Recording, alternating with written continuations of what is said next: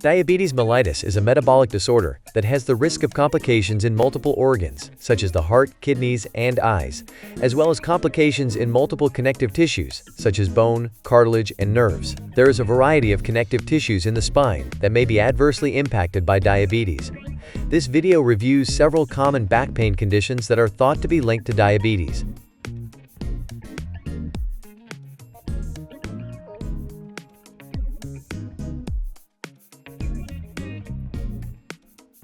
Lumbar disc degeneration is characterized by back pain caused by the breakdown of one or more of the spinal discs in the lower back. After more than 10 years of living with diabetes, individuals are at greater risk of developing painful disc degeneration in the lumbar spine. If the diabetes remains uncontrolled for that duration of time, the increased risk for lumbar degenerative disc disease is compounded further. Keeping diabetes under control may be critical for preventing or delaying the toll of disc degeneration on the lower back.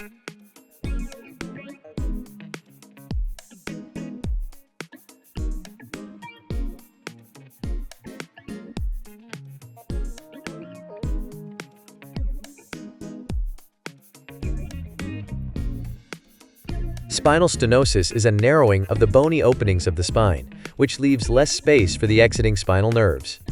Diabetes may be associated with the development of spinal stenosis, particularly in the lumbar region of the spine. Up to 25% of patients with lumbar spinal stenosis were found to have diabetes and high blood pressure, according to one study. Another study found that this connection may be stronger in women. Around 36% of women with lumbar spinal stenosis were found to have diabetes.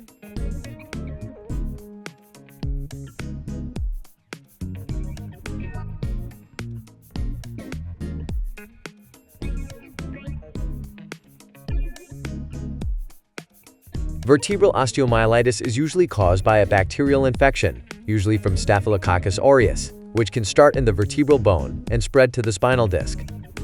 Diabetes increases susceptibility to infection and vertebral osteomyelitis. For example, an infected ulcer in a diabetic patient's foot may be accompanied by lower back pain and a fever.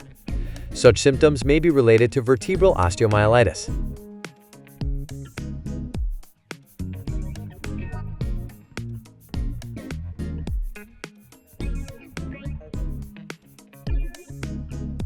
Spinal epidural abscess refers to a rare infection that can start in the area between the vertebral bones and the membrane of the spinal cord. Because diabetes increases the risk of infection, it also raises the risk of epidural abscess. Diabetes-related factors, such as obesity and hypertension, also increase the chance of infection. The risk of an abscess may increase even further with viral infections, including COVID-19.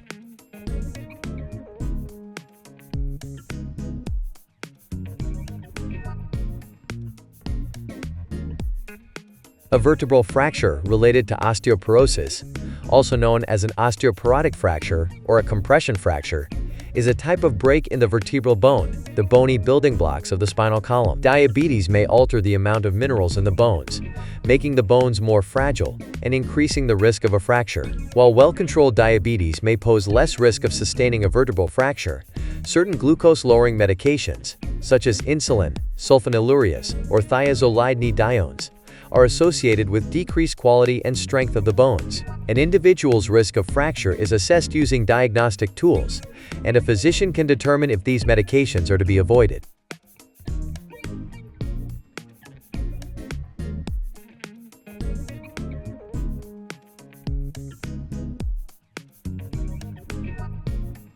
Neuropathy, or neuropathic pain, refers to a type of pain or weakness that originates in damaged nerves.